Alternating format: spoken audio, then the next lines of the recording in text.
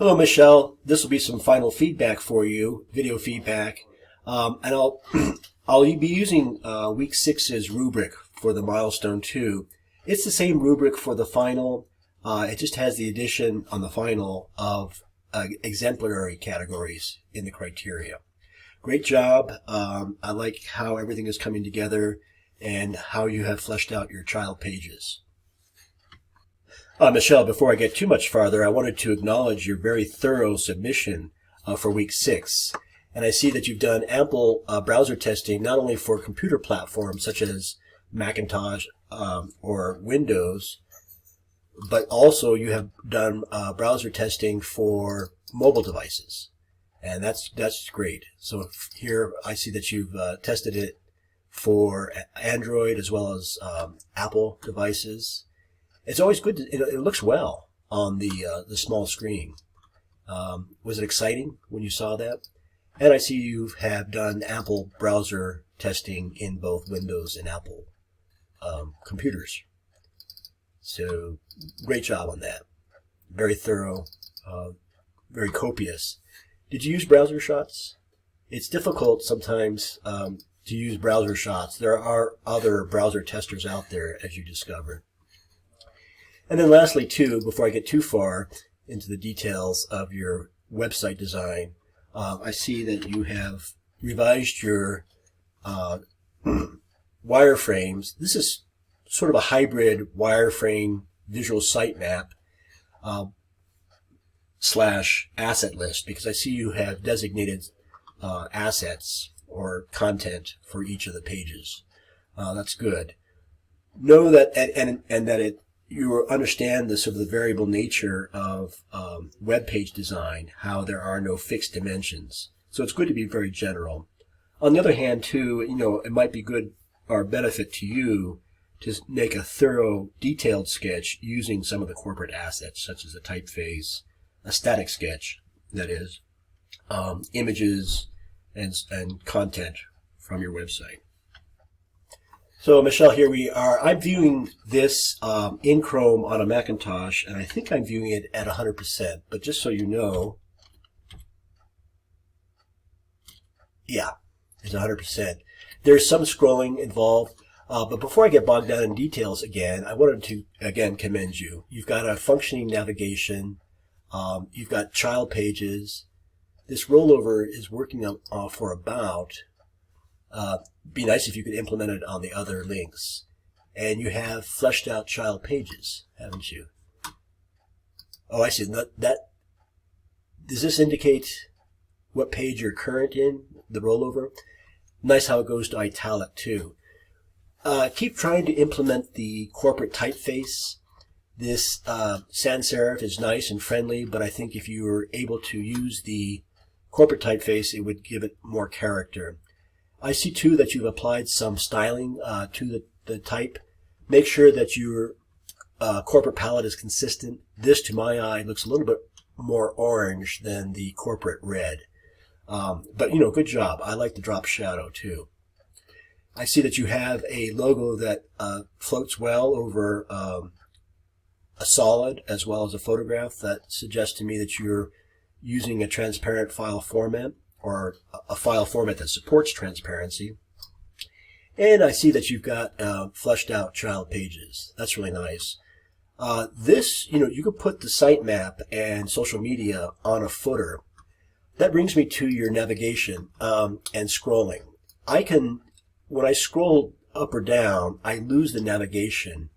If you could, and it might be technically difficult, if you could glue the navigation to the top of the page so that the content scrolls up or down, but the navigation remains in place, I think that would be helpful to the user. Just a small suggestion there. You have, what have you done for your menu page here? I see that you have imported a PDF or at least an image of your print version. Here's an objective. Try to get your typography on your website to match as nearly as possible the typography of your menu, or vice versa. And that's the ultimate goal. Is to make your web typography appear no different really than your print typography for any given client. Same visual assets, same typography, just different media. It's difficult, but you can accomplish it using CSS and HTML. Location, let's see what you've got for that page. Nice, you've got a map there. Now, let me take a look at your code here. I'm assuming that you have a external style sheet. Let me zoom in here. And yes, I do. I see you have that. Do you have two? I see you have a folder for styles, and then what is this? I'm just curious. Okay, that's the type. Let's see what you got here. Very nice. You've got, you can make this more elaborate, but you've concentrated all of your styling in a single style sheet. Here's where you would, call on the corporate typeface. You might try putting this in quotes, double quotes, and take a look at the @font_family command. Your orange is going to have to be a triphex color.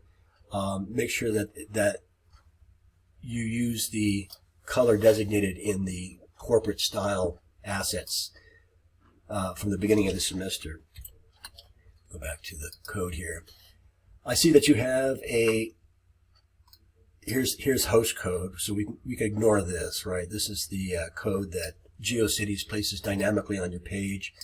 Here's your unordered list designated by UL, and then here I see you've got your navigation, and you have pointed to the formatting using the inline item tag and nav, so that's good. I would expect to see in your CSS let's see what we got. Hover. You have a hover effect. Where is your nav? There we go. Okay, so you've got some margins. Oh, one other thing I was going to suggest you do is get rid of the margins and have all photographs and your navigation bar bleed.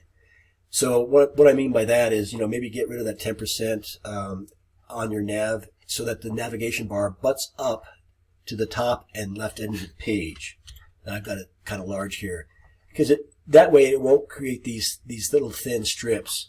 Similarly, too, I would have this floating box. Perhaps consider making it semi-transparent. That's an easy command. And avoid having these little thin strips around your pages. I think it'd be better if this color butted up to the navigation or maybe bled off to the right. Just a suggestion to clean it up a little bit and get rid of these thin borders. I had noticed a few, I think, on this page. If you can, just avoid, wherever possible, bleed photographs. I guess that'll be my general comment. This looks good. You've got the logo to be on a transparent background so that it floats as easily on top of a solid as it does a photograph, depending on the darkness, of course. Good job. Take a look at SVG file format. It's a vector file format that supports transparency, and it can be enlarged pretty much infinitely without any degradation in the edge.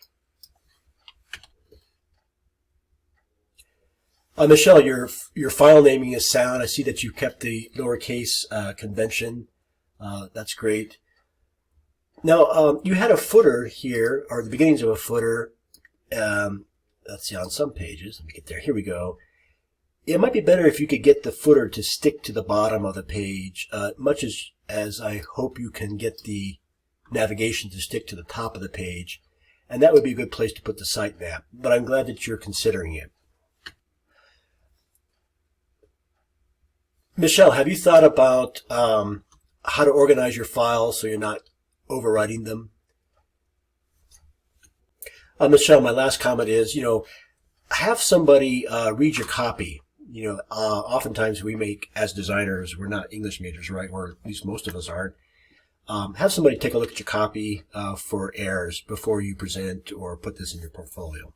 I didn't notice anything, but just a suggestion. Good job.